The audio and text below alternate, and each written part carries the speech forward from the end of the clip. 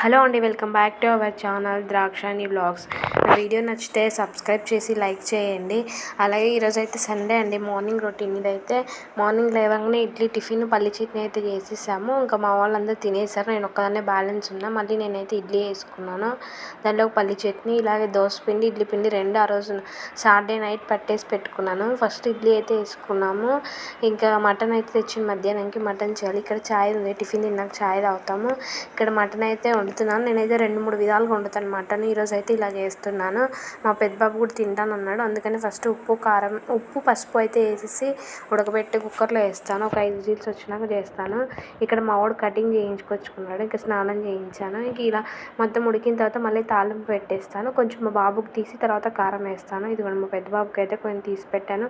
అటుపక్క రైస్ కూడా అయిపోయింది. ఈ నీళ్ళు కూడా దాంట్లో వేసేస్తాను కొంచెం నూనెలో మగ్గిన తర్వాత ధనియా పొడి, కొబ్బరి, కొత్తిమీర వేసుకుంటాను. చాలా బాగుంటుంది. ఇలా కూడా ఒకసారి ట్రై చేయండి. నేనైతే 2-3 విధాలుగా చేస్తాను. ఎప్పుడు ఇలాగే కాకుండా ఒక్కసారి ఒకలాగా చేసుకుంటాము. ఇక్కడ రైస్ కూడా ఆల్మోస్ట్ అయిపోవచ్చింది. పలావ్ రైస్ లాగా చేశాను.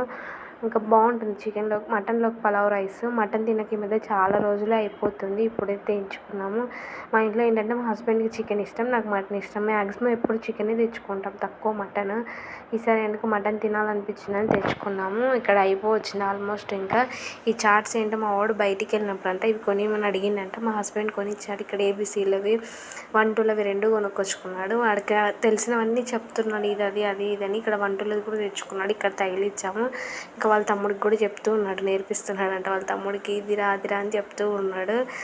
చెప్పడం అయితే మంచిగా చెప్తాడు, ఇంకా రాయడం చదవడం అయితే రాదు. ఇంకా సాయంత్రం అయితే బయటికి వెళ్ళాము. ఇంకా డ్రై ఫ్రూట్స్ అయిపోయినాయి. అక్కడ డ్రై ఫ్రూట్ షాప్కి వెళ్ళి డ్రై ఫ్రూట్స్ అయితే తీసుకున్నాము. బాదం, జీడిపప్పు. ఇక్కడ డ్రై ఫ్రూట్ షాప్లో ఇదేదో చాక్లెట్ అంట, వాడు సెల్లలో చూసి నాకు కూడా తెలియదు, అది కావాలని అంటే ఇంకా తెప్పించాను. ఇక్కడ ఫ్రూట్స్ కూడా తీసుకొచ్చుకున్నాము. ఇంకా వాష్ చేసుకొని ఫ్రిడ్జ్లో అయితే స్టోర్ చేసుకున్నాము. ఇక్కడ మా వాళ్ళు స్నాప్చాట్లో అవన్నీ ఉంటాయి కదా, యాప్స్, బొమ్మలు వచ్చేవని ముగ్గురు చూసుకొని నవ్వుకుంటూ ఉన్నారు దాంట్లో. ఇదండి ఇవాల్టి బ్లాగ్, చాలా చిన్న బ్లాగే. నచ్చితే ప్లీజ్ లైక్ అండ్ సబ్స్క్రైబ్.